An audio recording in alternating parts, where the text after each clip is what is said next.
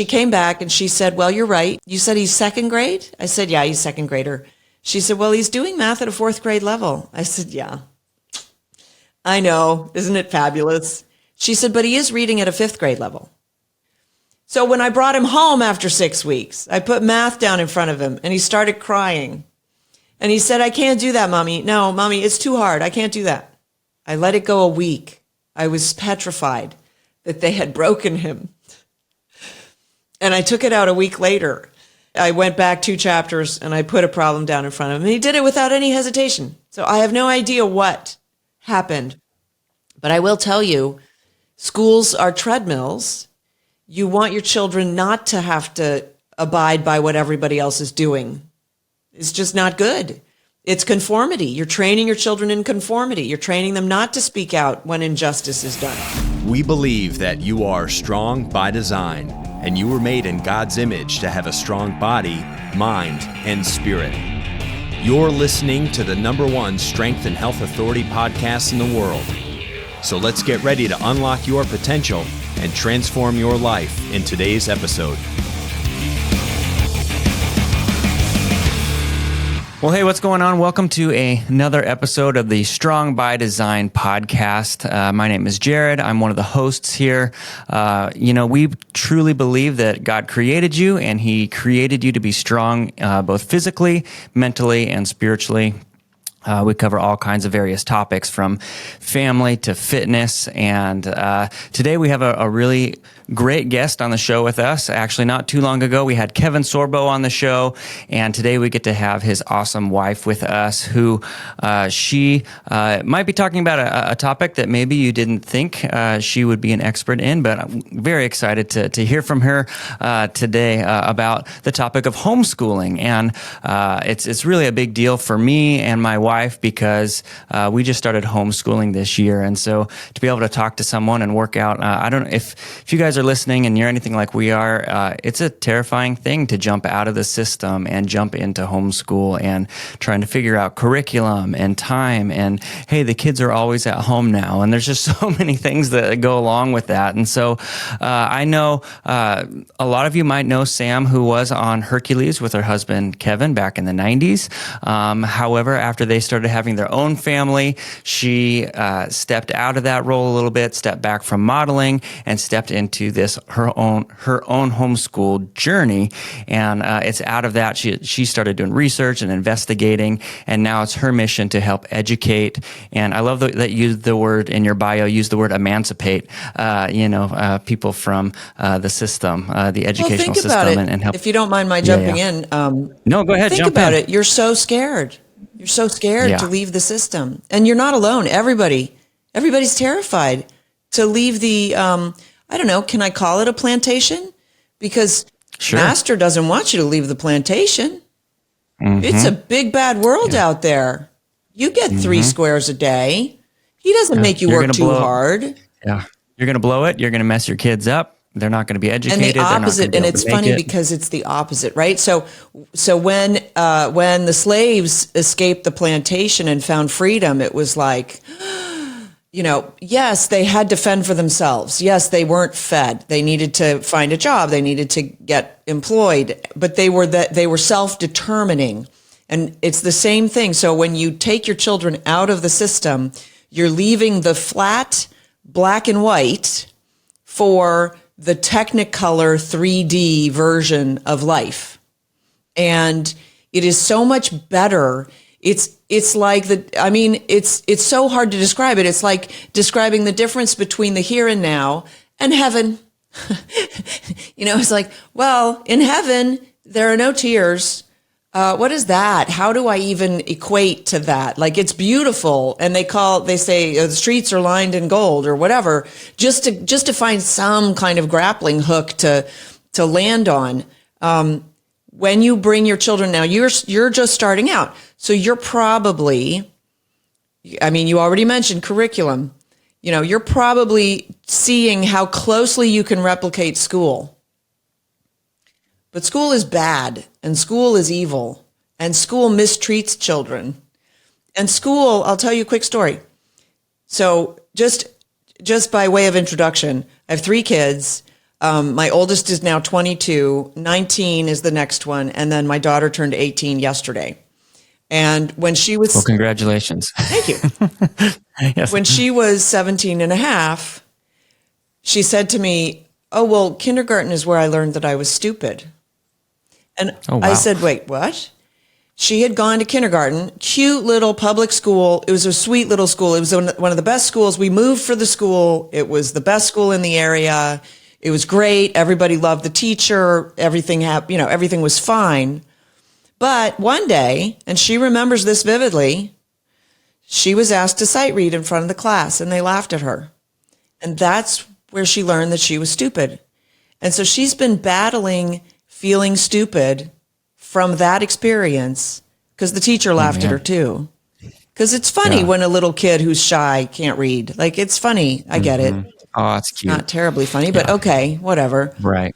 So she's been battling that her whole life, which is why now I have clarity why she could never hear from me how clever she was, how smart she was, how brilliant that comment was. And I used to get excited over some of the things because her mind works completely differently than mine, and it's an amazing thing. And so I would say, oh my gosh, that's brilliant. Hold on, I have to write that down. I need to send that to Donna. I need to share that, that kind of a thing. And she never believed me. And finally, I think she's finally sort of grappled with it, and she's figured out that that was not the right lesson for her to learn in kindergarten. Yeah, and when you're learning that you're formulating your brain, right? You're formulating and understanding and grappling with who am I and what makes me valuable, and when that's your initial, introduction into the school world or into and who would have thought that there was like, damage happening in kindergarten already? Yeah. But I'll tell you, the damage happens. That you've been damaged. You guys have been damaged by your schooling. Yeah. I don't call it education, but you learned that you need a teacher to learn. That's a lie. That learning is hard. That's a lie. That kids need school. That's a lie. It is rife with lies, and they're the lies that are like the assumed positions. It's not whether you had a choice or not to believe the lie. The fact that you went to school, the fact that your parents, who you trusted and adored, right, dropped you off at school, at least to begin with, you trusted and adored them, dropped you off at school. That fact alone informed you. Teacher's always right. School is necessary. Learning's hard. Teaching's hard, right? How many times do we hear how hard teaching is? It's not the teaching that's hard. It's the behavior management that's difficult. Yeah. That's fair. You see what I'm saying? Yeah. But inside your own home, how old are your kids? So we Go ahead, Christina. Yeah, we have our oldest. FYI, just so everyone knows, not only do we have Sam on the show with us today, but my wife is on the show with us today too, who's also a guest on the show.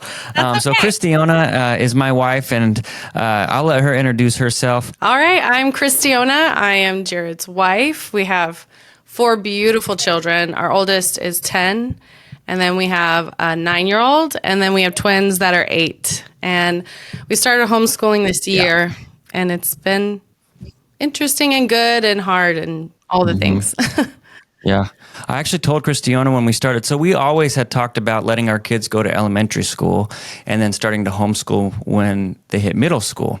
And so our oldest was going into middle school this year. I said, hey, just do one at a time and like slowly, bring them in. And she started that process, and then one day said, Jared, I just really feel like God's telling me we're supposed to bring all of them into homeschool. And I was like, okay. I said, I can't say that that's not what God is saying. So if that's what you believe he's speaking to you, then that's what we need to do. We were at Walmart, and I just turned to him and I said, you have to trust me sometimes, and you have to trust God. And I'll tell you that you can rest assured that is what God told you to do, because there is no place in the Bible where God says, make sure you find a good school for your child. Yeah. God says, it's true. Raise up your children, teach them my words, post them on your doorposts, teach them as you walk by as you rise in the morning, when you go down to sleep. Yes. And the reason that exists in the Bible, and there's nothing in the Bible about finding a teacher for your child, much less a school Nothing. And it's because education is first and foremost preservation of the family. It's character. And the parents will assure the child, to the best of their abilities, will assure the child's character because they can't afford not to if they're living with that child 24/7. But if they send that child away from them every day, then it actually becomes like a babysitter. Like, oh my gosh, I can't deal with this kid. Thank goodness he's going to school tomorrow and I won't have to deal with him all day. Oh, See what I'm saying? So we hear that then so it's much. the opposite. So then the child is, and by the way, children aren't stupid. They know mom's glad to get rid of me. I mean, I can't tell you the number of times parents have said to me, teachers have said to me, I could never homeschool. I would kill my children by Wednesday. And I'm like, do the parents of the children you teach know that you talk that way about your own kids? Like, right. We've become so proud as a society that we don't parent our children. I don't know if you remember the TV commercials. It's the most wonderful time of the year was back to school because yay, the children are going back to school. That's right. Well, God bless you. That's a wonderful thing. Now we have to get the system out of you to free you up. Difficult. So we started unschooling. I would suggest unschooling until Christmas. Okay. I would suggest you find really good books and read to your children every day. What's that? Yeah. I said, but won't our kids get behind? Yeah. Who cares? That's it's not a race. Right? Behind in what? Like your kids will advance in the things that they are adept at, and they will fall behind in the things that they don't care about, that they're no good at. And that's natural. But to hold out a bar and say, no, you have to succeed in trigonometry, when that's simply not your area of expertise, your brain doesn't respond to that, is torture. But we do it to kids every day. So lay off. So 8 years old, they're reading, right? Oh yeah. Yep. Yeah. They're awesome. So go find great classic books. Do not use new books. Do not use anything published after, I'm going to say 1950. Find the old books. We've been buying a lot of classics and even like the American Girl series that I was brought up with, like just because it teaches you like historical facts. But the only new ones, because we go to the library every week, the new ones are Christian. The only new ones you get are Christian. Yeah, and that's a good guideline. However, of course, the church in many places has gone woke, so you do still have to be careful.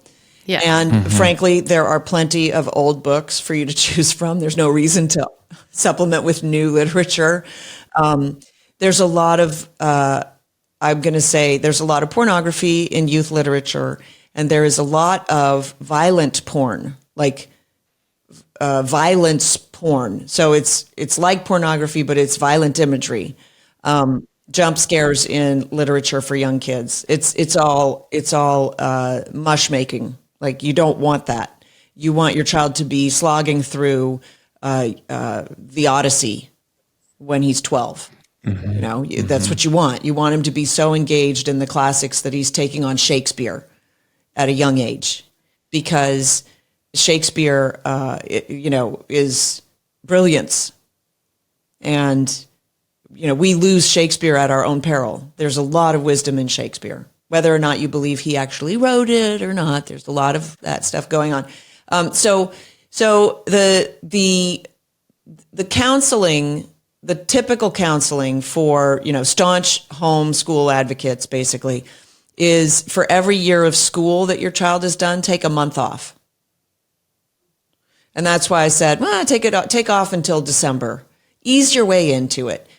Don't become the taskmaster. Don't become the substitute teacher. Don't do that. You don't need to. And trust me, so I did that, okay? So I'm speaking from the experience of having done that. I schooled my first two. It was my third one that taught me that the school is the problem, not the academics per se, although academics are a problem because we're force-feeding academics to kids, but we're not teaching them real life. Mm-hmm. So then you got to go, well, what are the academics good for? So they can teach? Like, what is this whole system geared around? And by the way, it's been nothing but money hungry for the past several decades, growing much faster, 5 times the rate of inflation over the past several decades. Like, the whole system is corrupt. So you have to take a step back and reconsider, what are your goals for your children? Yeah. Because I don't think your goal is to get an A in calculus. Yeah. Right? I think an area where we've been actually thriving has been when we just open our Bible and we just start reading it. And the kids are jumping on the couch and they're like, what is happening in this? And why is what is this? What is that? And it's like teaching us, like Jared and I, like so many new things that we don't even think of because their minds are so unique. You know what I'm saying? 4 kids, you had 3. They're so unique. God gave you your children to teach you. It's so and it might much fun. be just to teach you patience.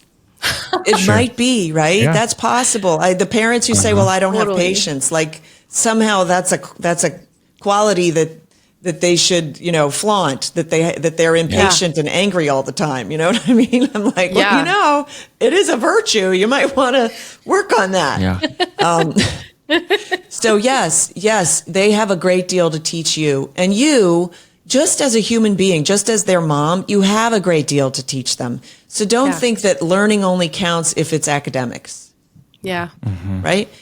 Teach them to bake. Yeah. Yeah, we've been doing a lot of cooking together. Good. Just taking turns because not too many hands can be in the same space at the same time. Right. But we've been, just kind of rotating with baking and cooking. But let's take the Bible, for instance. So the Bible is the most important book to mankind. It's the bestseller of all time. It's the best history text that we have. It is better annotated, better proven than any other old history book that we have. It's more. There are better older copiers closer to the dates than the Iliad and the Odyssey. Okay, the Bible is the bomb. In terms of books, and in terms of world history, and in terms of value. And yet we have an entire system of, quote, education that ignores and disdains the most important book to humanity. So what education are they really doing? You see? So it pokes a hole in the entire house of cards. It blows it over because they can't possibly be interested in education. They're ignoring one of the most important things that children should learn about. And I will say this is one of the things that my children taught me, which I didn't know because I didn't grow up a Christian. My children, who are 22, 19, and 18, read the Bible every day.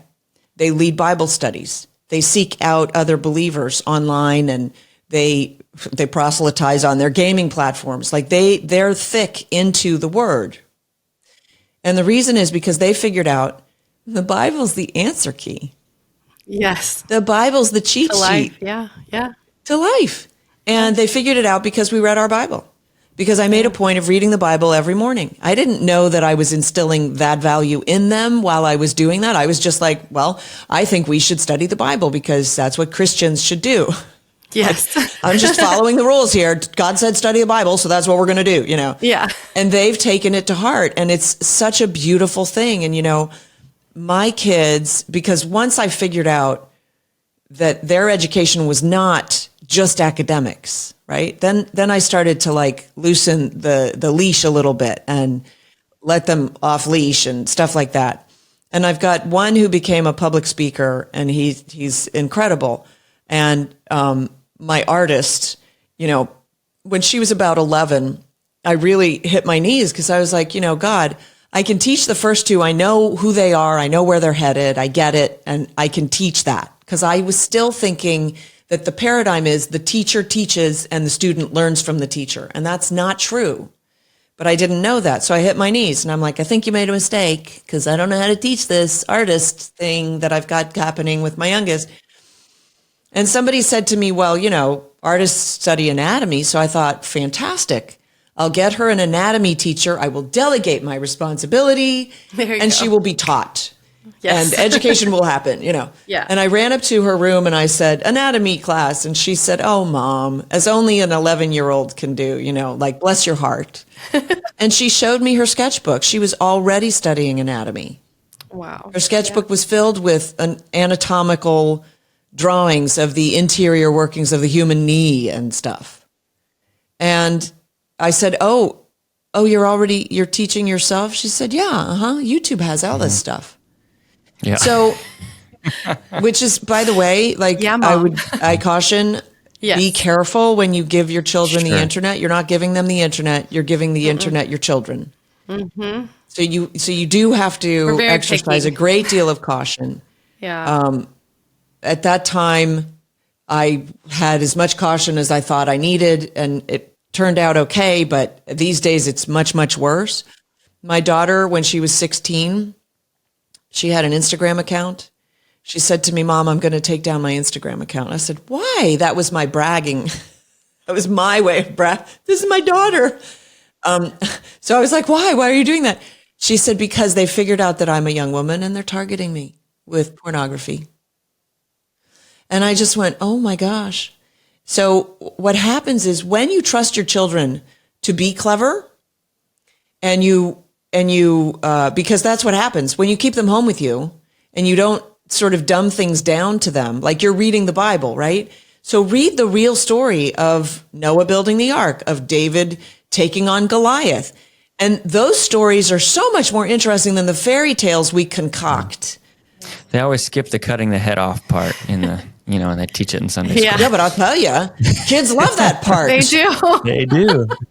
So why skip it? And then after you read that, you go to classical art and you go to the classical sculptures of the young David holding the head of Goliath, carved, I think, by Bernini or something. Or Bernini actually carved a young David ready to fling the rock with the slingshot.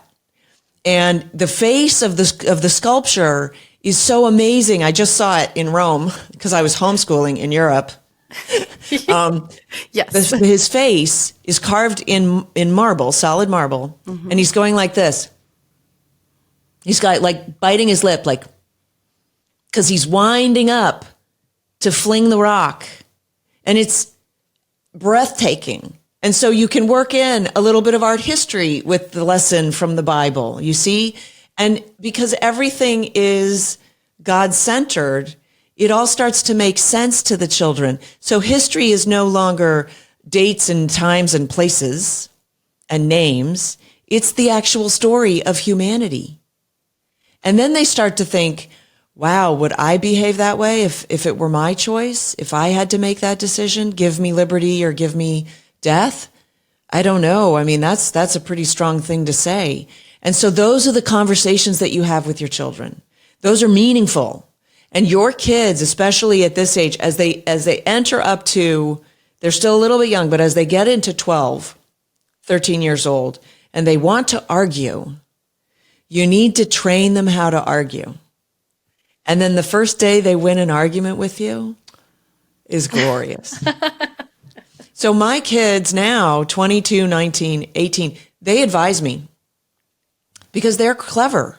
They know stuff that I don't know. They know stuff about like the world and, social media stuff that I don't understand. There was a meme that came across today and it looked really terrible. And I'm like, I must be misunderstanding this meme. So I sent it to my son and he said, oh, that's a meme that people might be swimming nude.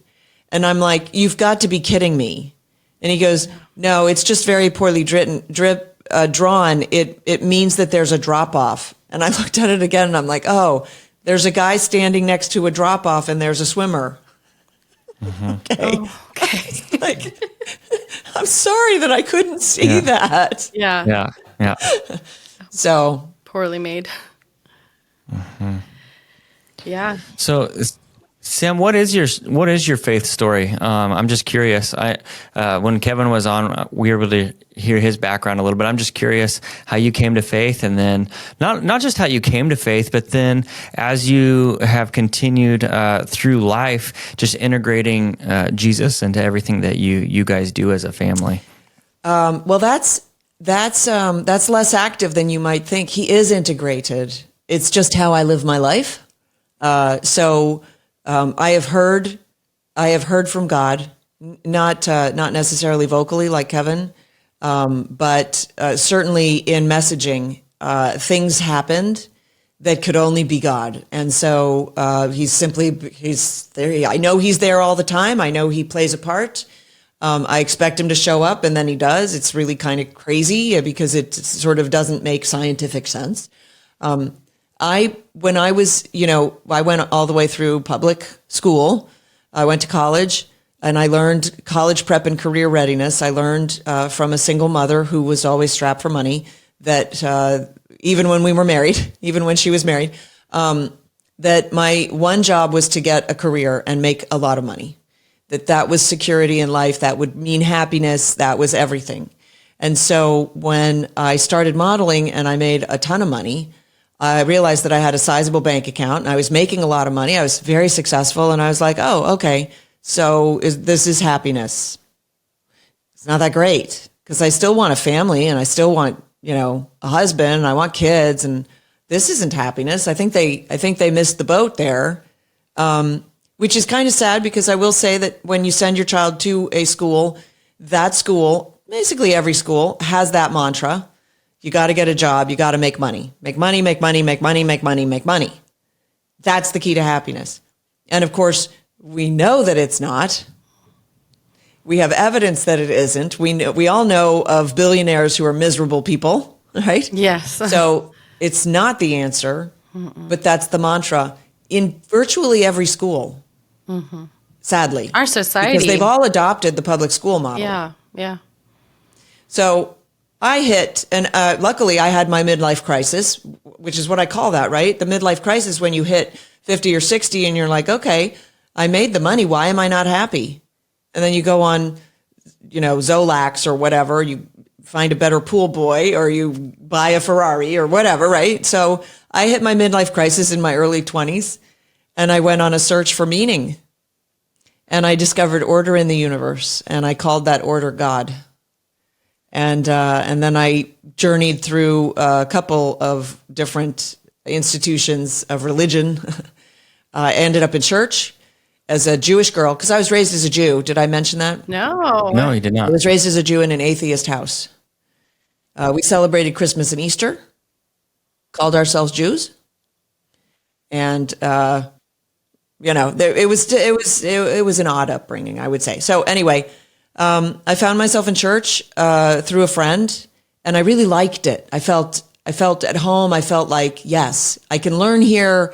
I can find God here. God is here.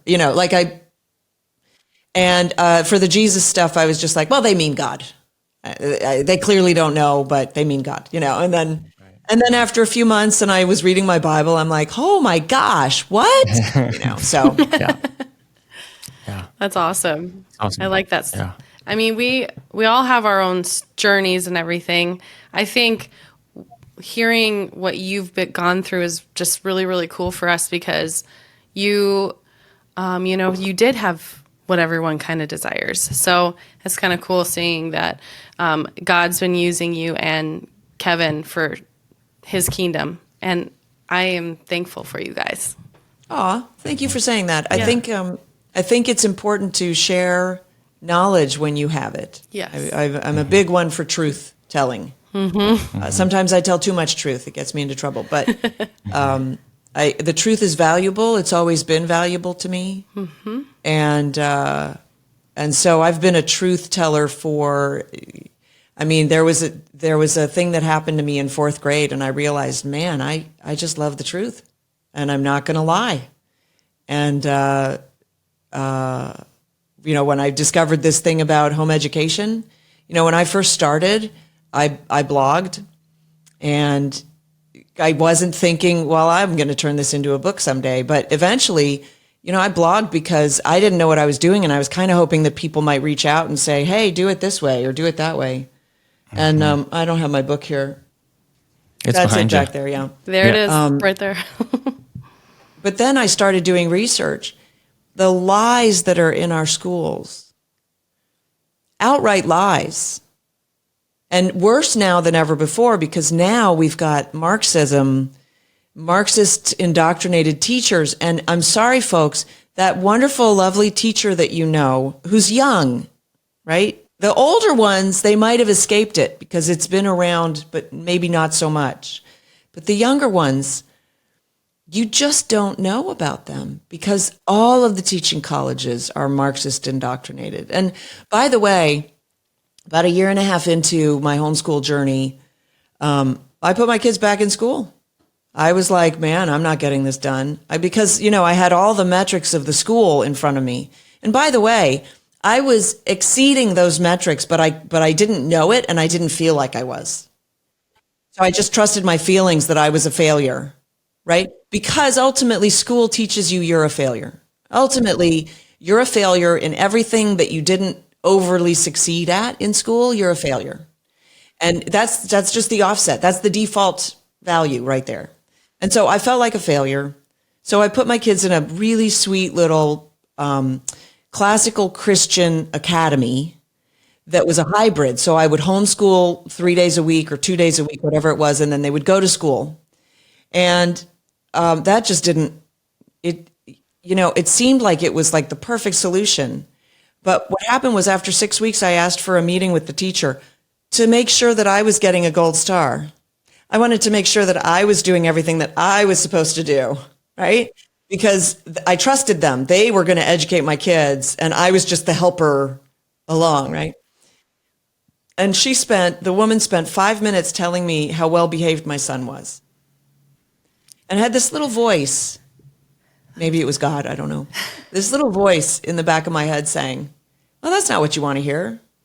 You want to hear that he's disruptive, that he's always asking questions, that he's so excited to learn. Why is she telling you that he's well-behaved? You know he's well-behaved. You raised him. He's a very well-behaved boy. Mm-hmm. By the way, that boy would punish himself before it was determined that he had done anything wrong. Yeah. He was so self-critical. Yep. He would run to his room to punish himself. Yes. So I knew that he was well-behaved. And then it occurred to me that this wonderful Christian teacher, and nothing against Christian teachers, I'm just saying you have to have discernment to figure out what's actually going on and who actually you're talking to. Her top priority was behavior management, not education. Full stop. Well, that did it for me. I want her top priority to be education, and I can't change her, so I just have to change what I'm doing, right? Yeah. The only thing that I have control over is whether my kids are exposed to that every day or not. So I brought my kids home, and my son this is my middle son, he was amazing at math. So when I brought him to the school, I told the school he's excelled in math because he loved math. I gave him his first grade workbook, and he finished it on Halloween. Wow. He just, Mommy, I'm doing 30 pages in math today. I'm like, okay, go get it, because kids want to learn. We don't trust them anymore because we've been trained not to trust them by the schools. So I brought him home. When I took him in, I told them he's advanced in math, but he's remedial in reading. And I had worked so hard to get his reading up, but he stuttered on words. He stumbled across words. He just didn't read that well. It was an embarrassment. And I brought him in and I told her that. And she said, well, I'll just test him just to make sure that we put him in with the right class, which is, by the way, putting a child on a treadmill. Oh, yeah. And she came back and she said, well, you're right. You said he's second grade? I said, yeah, he's second grader. She said, well, he's doing math at a fourth grade level. I said, yeah. That's amazing. I know. Isn't it fabulous? She said, but he is reading at a fifth grade level. What? And I said, and I kid you not, I said, so I'm the one with the problem? She goes, yeah. And I left him there because I had convinced myself I was such a failure, despite her telling me, you're an overachiever, leave these poor kids alone, basically. Yeah. In so many words. So when I brought him home after 6 weeks, I put math down in front of him and he started crying. And he said, I can't do that, Mommy. No, Mommy, it's too hard. I can't do that. Broke my heart. To this day, I don't know what possessed him because I put it away for a week. I let it go a week. I was petrified that they had broken him. And I took it out a week later. And I went back 2 chapters and I put a problem down in front of him. And he did it without any hesitation. So I have no idea what happened. But I will tell you, schools are treadmills. Yes. You want your children not to have to abide by what everybody else is doing. It's just not good. Yep. It's conformity. You're training your children in conformity. You're training them not to speak out when injustice is done. Yes, that's exactly Yeah. true. Oh, man. Then So I you've even done the had right thing. experiences- Yeah. I'm proud of you. I'm Thank so you. happy for you. And as you move forward, you let loose a little bit, enjoy it. Yeah. And then in 3 years, you'll definitely, because this happens all the time, you'll come back to me and say, you were so right. Thank you so much. So, so that's what you would probably tell all homeschooling moms is like, just enjoy this and don't be so hard on yourself or the kids, but also like, just be in the moment. And I'm kind of Don't like, try to replicate school. Don't replicate Please school. don't replicate school. oh man. Give your children knowledge. Yeah. If It's it such a comes hard from thing a to break. book, It is hard great. thing. If you want to buy a curriculum, you want to buy a history curriculum. Yeah. You don't need a history curriculum. History is stories. Buy stories. Get good storybooks. For Yes. your kids, they're so young. Yeah. One of the greatest books, it's a series of books, it's called Story of the World. It's the story of the world from a neutral worldview written by a Christian. Good. So it's not specifically Christian, but it's not Christian. Yes. And it comes on audio CDs, so you can put in CDs and have the kids read along in the book or not read along in the book. They have workbooks that go with it. They can color along to it. That's awesome. And they just go through, it just goes through the history of the world. And it's a wonderful, I mean, stuff I didn't know. Yeah. I read it. I was fascinated. I didn't know the Fertile Crescent. I didn't know Mesopotamia. I know. I learned so Sumer. much. Yes. Right? What's that? I learned so much just from Yeah. teaching them. Like I'm remembering things that I probably should have remembered when I was younger, but I can't remember. But isn't it amazing just, and how much fun it is to learn? Yes. When you learned in school how hard it is and disgusting it is to learn is like drudgery. Yeah. And now you're going, actually, this learning part, that's kind of fun too. What should we learn next, kids? Yeah. Let's learn We about, just- We just bought Trivial Pursuit, and it has adult questions and kids questions. Oh. And I wanted to get it specifically because I thought, hey, this would be a fun way for us to learn facts together, and it's trivia. But we're all, Christiana and I were, one of the questions was about the Sahara. No, not the Sahara. What's the one? What's Russia that starts with an Oh, not Moscow. No. Why are you bringing It up starts that with an one? F. I can't remember. Because you and I both thought it was a hot climate, but it's a cold climate. I get you. Sochi? No, Sochi's warm. It's an area. It's not like I know what you're talking about. Yeah. The one that stuck with me was that people in the 1800s only bathed once a year. I was like, what? Yeah. 18th century. 18th century. Yeah. I was like, that's nuts. But yeah, so we're learning and they're learning and it's fun together. And So I will tell you that I did develop this resource. Oh, let me do this. For parents. Mm-hmm. So this is for parents who are just starting out. This actually represents 15 videos of basically a lot of what we've just covered here and a lot more. This is like the workbook for it. So what it does is it recalibrates you and your thoughts on education, and it encourages you to really think about what your desire is for your child rather than what the school demands you desire for your child, let's say. And so it reframes it with, in a biblical perspective. And I have to say to people, God gave you your children. If you believe in God, then you should be reading the Bible. And you should understand that the Bible never says send your child away from you, ever. It certainly never discusses school. And God gave you your children for a reason. The reason is two-way. It's for you and it's for them. It's both ways. And, a lot of times we let parents off the hook. Oh, I can't deal with my kid. I'll tell you a quick story. I was just at an event And a man came over to talk about education. I love what you say about education, blah, blah, blah. And he had his 9-year-old daughter with him. And I'm like, oh, so you homeschool? He's like, no, she goes to a really nice public school. I'm like, well, there is no such thing. How about we have a quick chat? Can I just chat with you? And I turned to the little girl and I said, I'm going to ask you to step away for just a minute because I don't want you to hear this conversation. And I'm sorry for that, but this is like an adult conversation that you really shouldn't listen to. Because I was about to tell him that he really needed to like grow a pair, be a dad, educate her. He was bringing her to a political thing.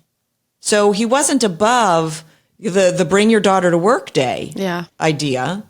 And he was doing this despite her spending all of her days in school. So wouldn't it be better if she spent her days with him and then did the political thing so that she was having a good time there? Yeah. Because she wasn't.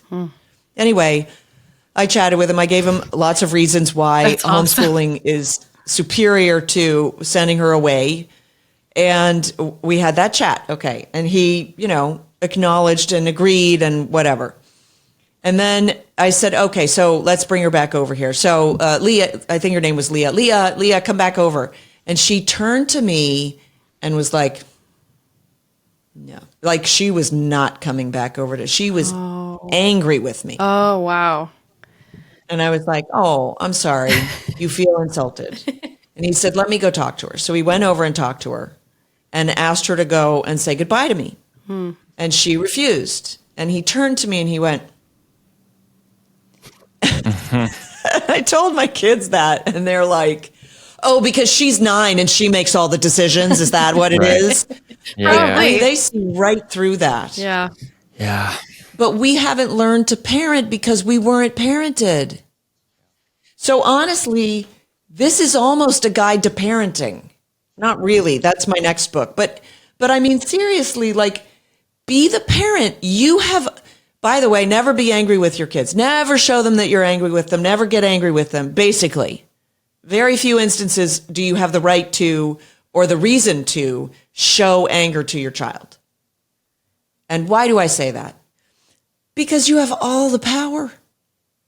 There's no cause for anger. Oh my gosh, I can't believe you broke that vase. Wow, that's going to come out of your allowance for the next 6 months. Yeah. Too bad. You, like, I'm sad for you, but that's consequence. Like, all you have to do, and this is God talking, basically, show them consequences. Yes. And they will learn how to behave. It's that simple. There's no anger. There's not like, how dare you break why would you break my vase? You did that on purpose. What? No. Consequences. Yeah. Easy. Yeah, people are always asking us, how are you getting your kids to be so well? And you have 4. I couldn't even do 1. And they're always saying this to us. We're getting compliments from elderly people all the time at dinner. They're like, we didn't hear your kids once. I'm like, well, we practice at home, how we should act. We act the same at home as we act outside of our home. And you're absolutely right. That makes a lot of sense. I've had to learn, the patience, like they're never going to be perfect and things are going to happen all the time. Sporadic things happen all the time. Yeah, and full disclosure, I'm not perfect. Yeah. I mean, it took me a long time to learn these lessons, but I'm trying to shortcut it for people because I've learned them now and they work. Yeah. You don't need to be angry with your kids. They never need to see that angry face unless they run out into traffic. Like the scare face is useful. Yes, it is. And, sometimes we should be angry with our kids, but they're so darn cute that it's hard to be angry. And so we have to put on the angry face, even though we're actually laughing hysterically inside, that kind of thing, right? So there's a little play acting that's involved. But I'm just saying the real anger should be reserved to the crisis moments where it's really necessary. And, let's put things in perspective. A broken vase is a broken vase. Yeah. Mm-hmm. You're going to forget it 6 months from now. Yeah. Mm-hmm. So how important really is it? How dare you? You broke my vase. And now you have the opportunity to get a new one for your birthday. That's right. Yeah. My birthday's tomorrow, so I'm looking forward to a new vase. Yeah. What happened? I better get one. Oh, that's awesome. Yeah. Oh my gosh. That's good. Well, Christiana, I know that you jumped into a homeschooling group online, and I thought it would be fun to maybe hear if there's any questions that rose to the top there. It'd be fun to hear from people. I found two that I wanted to be a part of. One was a Florida homeschooling group because we're here in Florida, and I wanted to kind of connect with local people and the laws. I got to know the laws of homeschooling and whatnot. Yep. And always helpful. And then I got in another one, which was for beginners, because I want to learn from people, like what works for you, why is it working for you, and will it work for us? I don't know. So that's why I added myself in both those groups. I actually, and I told Jared this today, I got kicked out of the beginners one today. So all I posted was, I don't know if this is acceptable or allowed, but I am having a podcast with Sam Sorbo and was wondering if any of you moms or homeschooling parents had any questions for her. Not even kidding. I'm deleted. I can't even find their page anymore. Completely banned. You're going to have to tell me what the group is. Wow. I will. Yeah. And I'm taking it personally. I got you kicked off. No, and it's funny because you guys are so, like, you and Kevin are like so controversial, like in our day and age. I will tell you there are homeschool groups that have been co-opted by the left. Yeah. No. Girl, but needless to say, the other group, I had a plethora of questions. It was amazing. And I got a few negative things. And all I said was, thank you for your opinion, but we're not here to debate. That's all I said. Okay. I'm like, I'm not here to debate. I was hopping on here, seeing if anybody had questions for Sam. If you don't, then move on. Yeah, exactly. And so I wrote with specific women, and I said, you had a really great question. I'm going to write it down. Let's see how many we can get in. This lady had a cool name. Her name was Zepta. And she asked how to address other people's perspectives when it comes to homeschoolers not receiving enough socialization and being awkward. I was like, girl, this is all, we always were about this. And I wanted to know your thoughts on, maybe we shouldn't be caring about their perspective, but how do we deal with that? Yeah, so the there's so many clever, witty, sarcastic answers to that question. But ultimately, it boils down to, homeschoolers are much better socialized. That's a good question for somebody who sends their child to learn social skills from other children for 8 hours a day where they're not allowed to talk to each other. So you tell me how that works out, because we've got school shootings. Yeah, we got bowling. And the school shootings are from children who went to school, not from homeschoolers. See, the problem is we teach children survival of the fittest in schools. We don't teach them the Bible. We don't teach them creation. We teach them that they have no value, that they are a collection of accidents of nature. Right. But no bullying. Yes. Oh, yeah. Yeah. The rule of the land is bullying, but no bullying from you. And by the way, I've got a book here. I'm not going to put it up. There's a book out that went through the schools about how to accept being bullied and basically make the bully your friend, which don't tell an adult that you're being bullied. This is in a book that went into schools. So that's interesting. Not good. Yeah.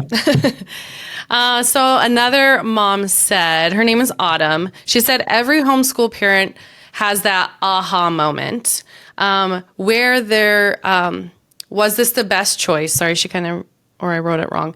Was this the best choice for their child? Or like, did you ever receive that aha moment? Like you kind of talked about earlier when you had your third daughter, you're like, oh, like maybe we shouldn't be doing school this way, homeschool. There are a lot of aha moments. My biggest aha moment was bringing my kids home from school, that story that I told you when Shane refused to do math. And then it was a long aha moment because it got fixed a week later. And so I used to tell that story, and I used to, because, I speak a lot, and I used to tell that story, and I used to say, I felt like such a fool leaving the kids in school for those 6 weeks, how useless that was and what an idiot I had been.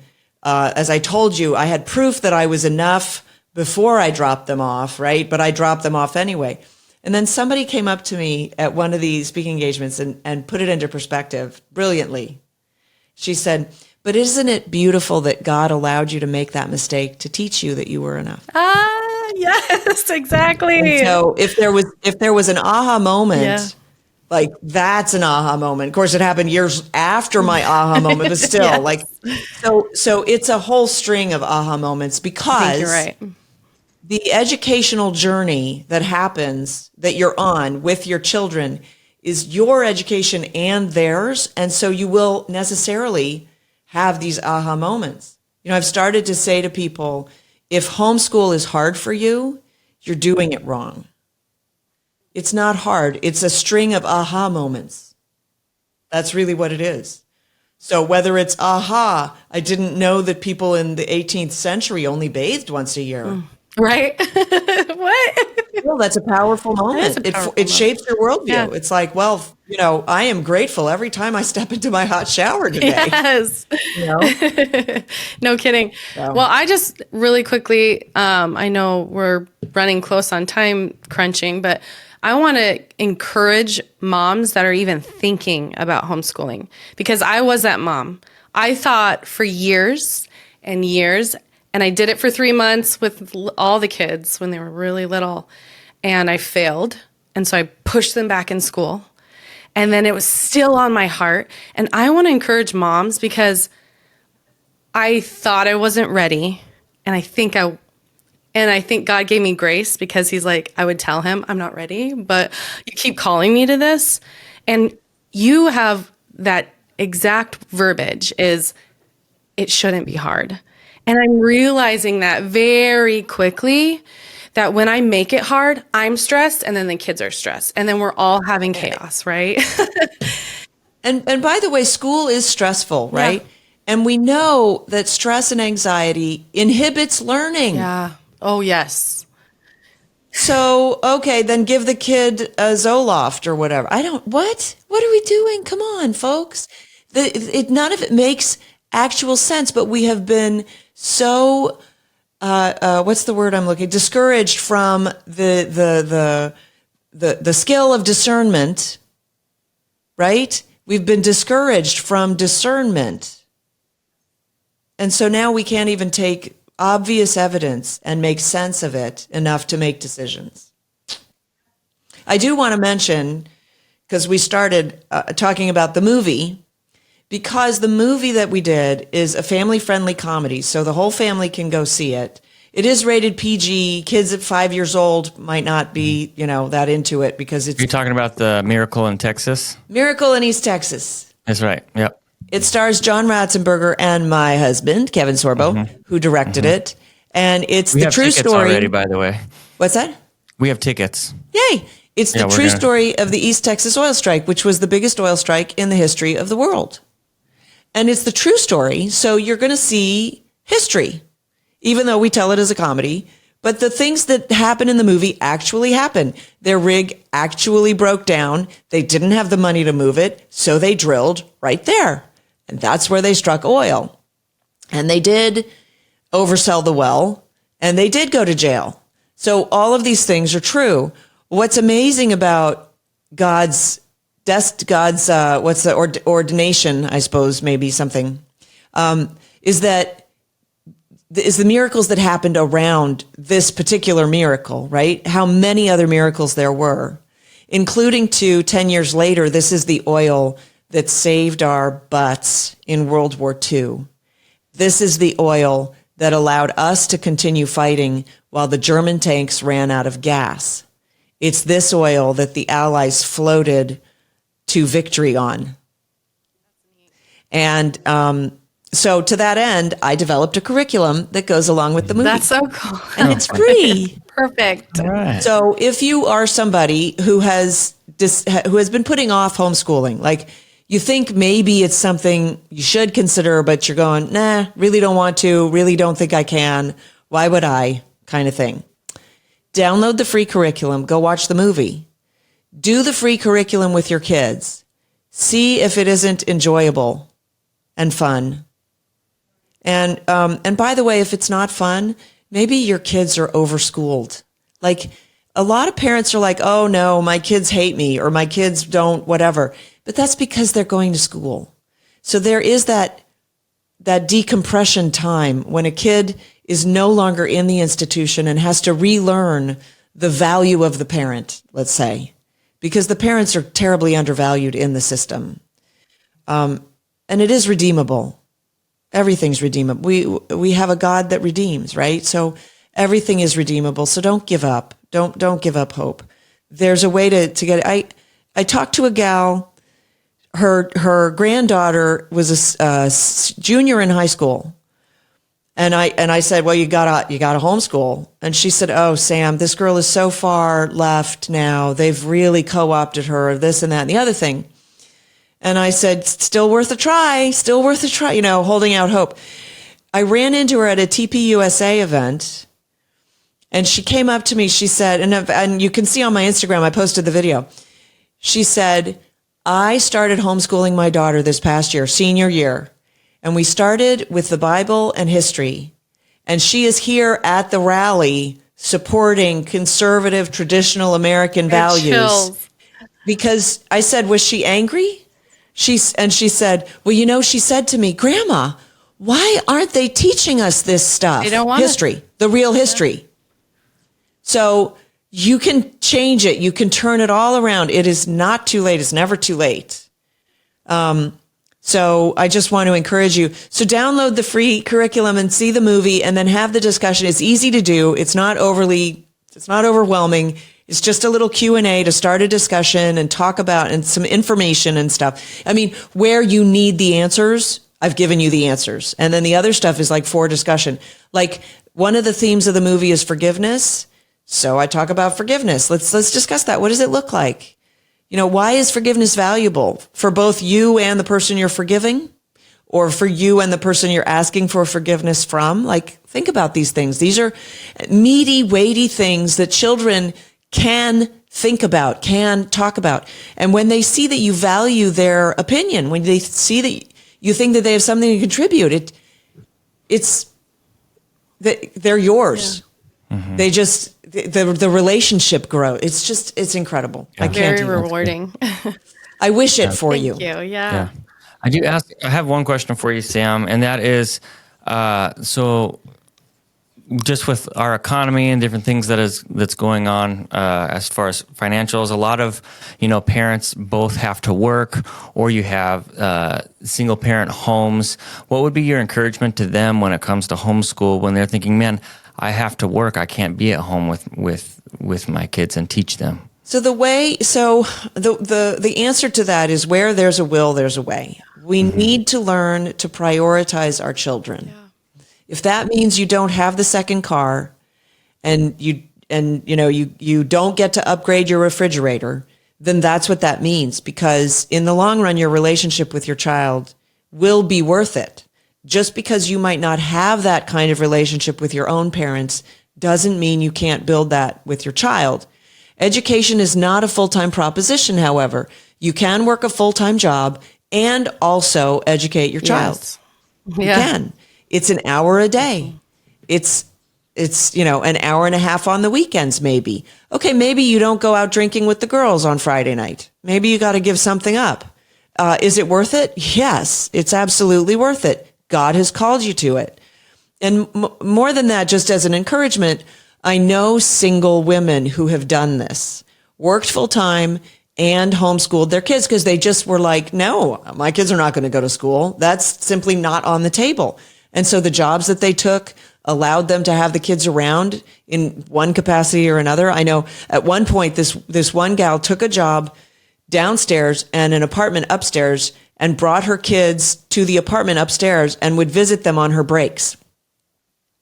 And I don't know like what state that was in, how legal it was to have kids who were that young alone, unattended or whatever. And I don't know how young the kids were when she did that. I'm just saying, You got to think outside the box, and you got to crack the nut. You got to solve the problem and get it done, because your kids are worth it.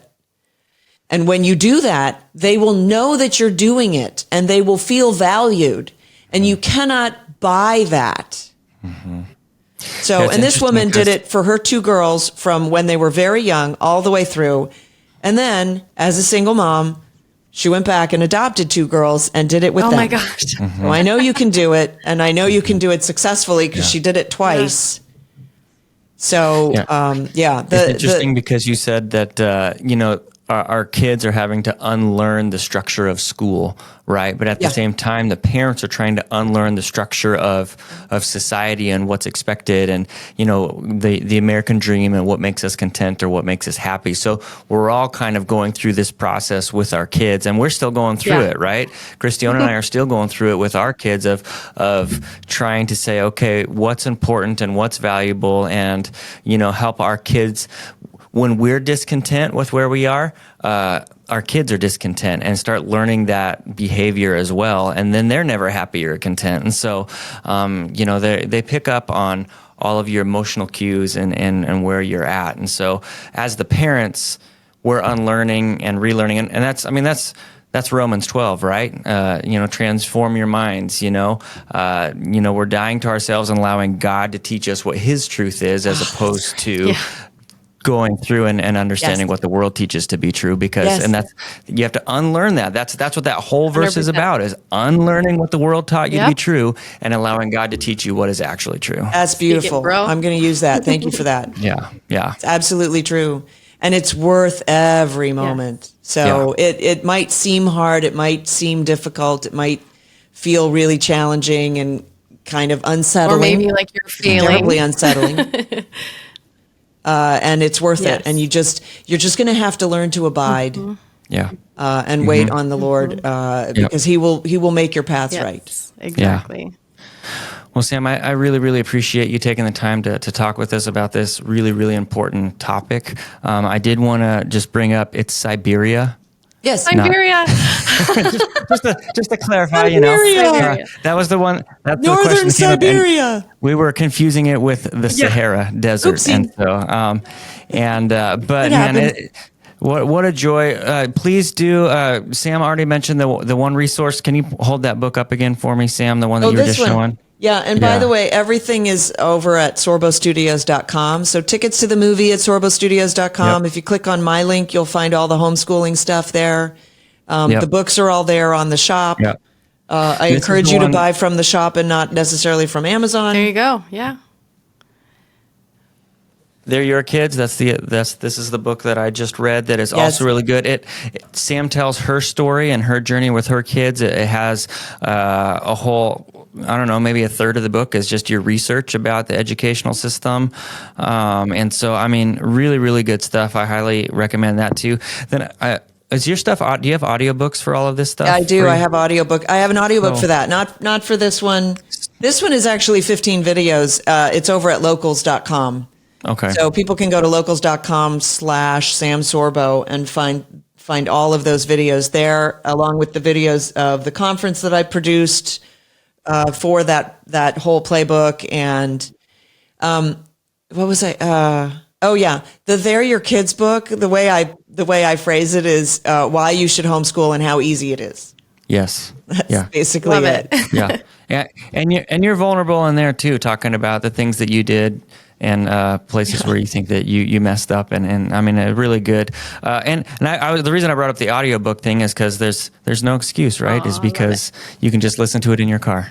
Yeah, I know people love audiobooks, and they do like that one. This is another one I developed. This is Teaching Your Children Virtue, and I put on it, you're going to teach your children virtue. Maybe you'll learn something too, right? Yeah, that's Because right. we so easily say, oh, I don't have, I'm so proud, or I don't have patience, or whatever. So this is great because I put in notes pages, because kids say the most amazing things. Yes, they do. Oh man, so I have pages for you to write down what your kids are saying. So it's a little bit of all the time. almost a journal. That's cool. That's really cool. Yeah. devotional. Yeah. Yeah, we just started actually recording our Bible studies with our kids because of the things that they come up with. So, Oh, that's great.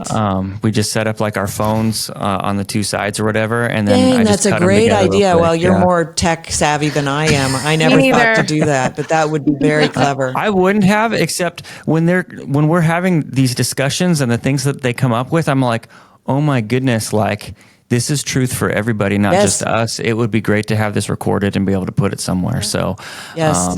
but then I don't know. There's a lot of things to go, even if it's just for us and for us to go back Yeah. and watch it ourselves. You know, I think God speaks to us through our children. Yes.